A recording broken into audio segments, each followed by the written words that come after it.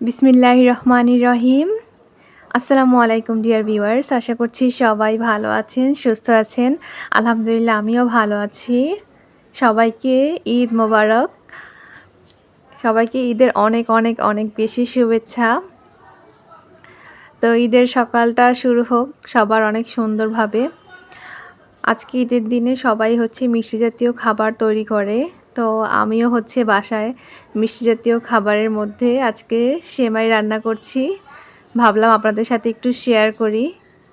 তো আজকে গুঁড়া দুধ দিয়ে সেমাইটা তৈরি করব। এজন্য গুঁড়া দুধটা ফার্স্টে নিলাম, ডানোর একটি প্যাকেট। সেখান থেকে 2 কাপ পরিমাণ গুঁড়া দুধ দিয়ে দিয়েছি। সেটাকে ঠান্ডা পানির সাথে ভালোভাবে মিশিয়ে নিয়েছি। এখন দিয়ে দেওয়া চিনি। চিনি আপনারা আপনাদের যতটুকু মিষ্টি খেতে প্রয়োজন সেই অনুযায়ী দিয়ে দিবেন।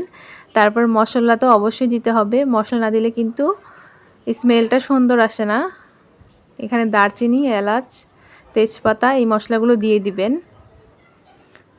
তো আর সামান্য পরিমাণে কিন্তু একটু লবণ লাগে। মিষ্টি জাতীয় খাবারে কিন্তু লবণ ছাড়া অতটা ভালো লাগে না আমার কাছে। তো একটু লবণ দিলে কিন্তু বেশি ভালো হয়। তো এখন চুলার উপর দিয়ে দেওয়া হলো দুধের হাঁড়িটি। আপনারা বাসায় কে কী তৈরি করেন অবশ্যই জানাবেন। সবাই কিন্তু পায়েস, বিভিন্ন ধরনের সেমাই তৈরি করে থাকে। তো আজকে আমি আপনাদেরকে সেমাইটা দেখাচ্ছি। সেমাইটা বনফুল ব্র্যান্ডের।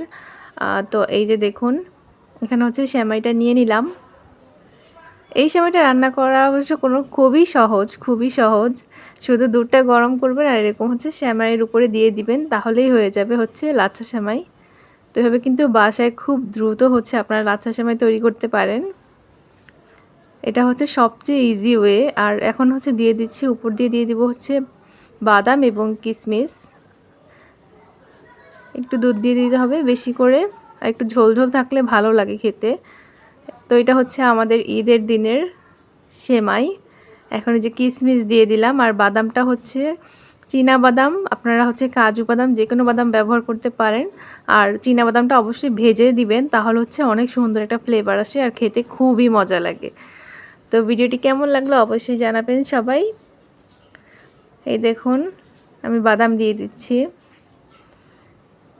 উপর দিয়ে। সেমাইটা খেতে কিন্তু খুবই মজা হয়েছিল, আর সেমাই কিন্তু সবাই অনেক বেশি পছন্দ করে। আপনারা ঈদে কে কী তৈরি করলেন অবশ্যই জানাবেন। আজকের মতো এই পর্যন্তই। সবাই ভালো থাকবেন, সুস্থ থাকবেন। কথা হবে অন্য ভিডিওতে। ধন্যবাদ।